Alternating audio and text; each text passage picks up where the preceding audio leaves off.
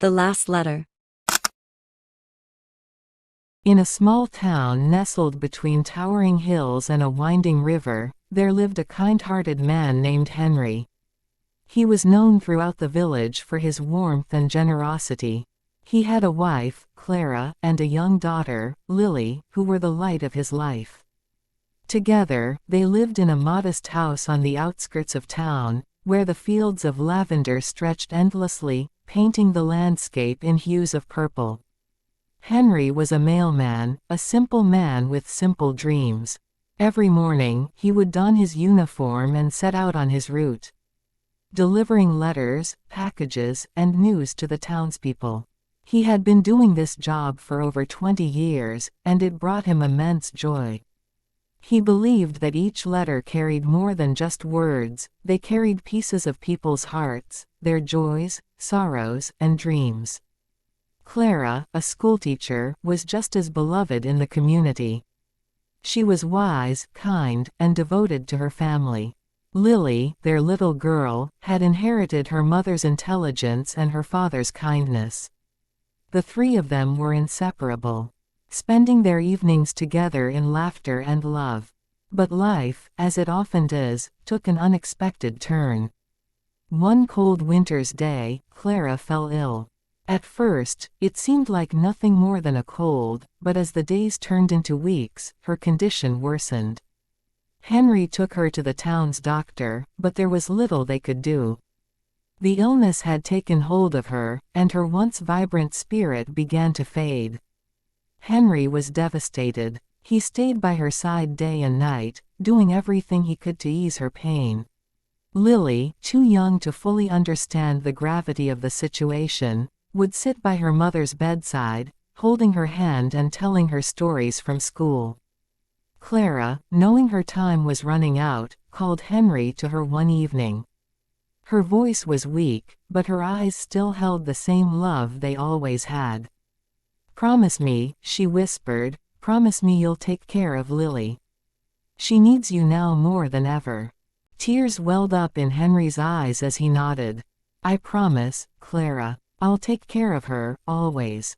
Clara passed away that night, leaving Henry and Lily in a world that suddenly felt much colder and emptier. The days that followed were filled with grief. Henry tried to be strong for Lily, but the pain of losing Clara was almost unbearable. He continued his job as the town's mailman, but the joy it once brought him had faded. Each letter he delivered felt heavy, as if the weight of the world was pressing down on his shoulders. Lily, who had always been so full of life, became quiet and withdrawn.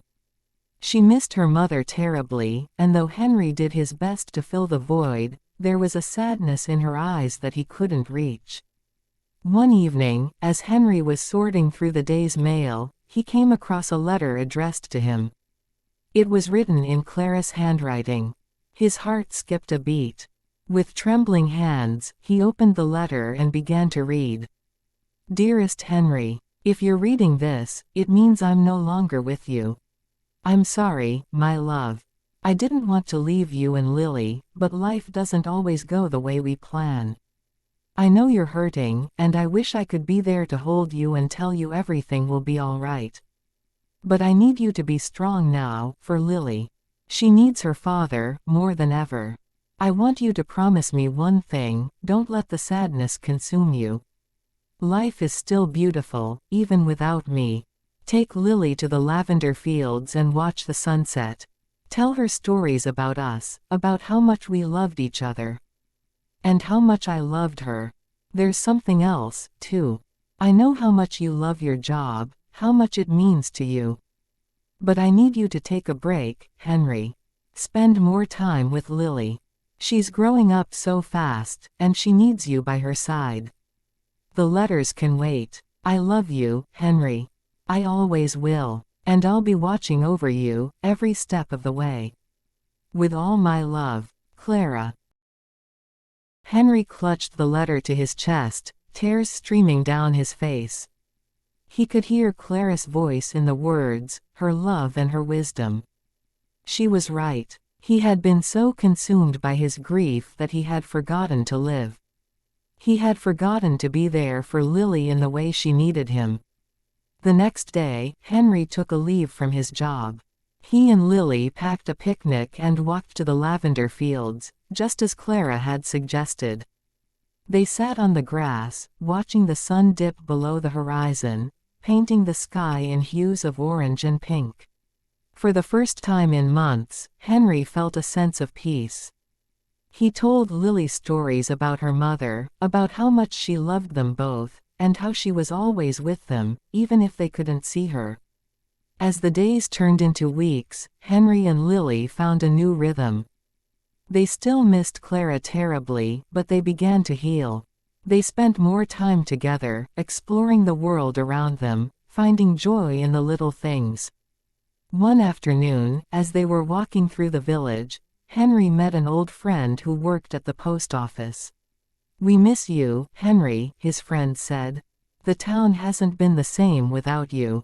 Henry smiled. "I'll be back soon," he replied. "But right now, I have something more important to take care of." As he looked down at Lily, holding her hand, he realized that Clara had given him the greatest gift of all, the reminder that love, even in loss, could still guide him through the darkest of times. And in that, he found the strength to move forward, carrying Clara's love with him every step of the way.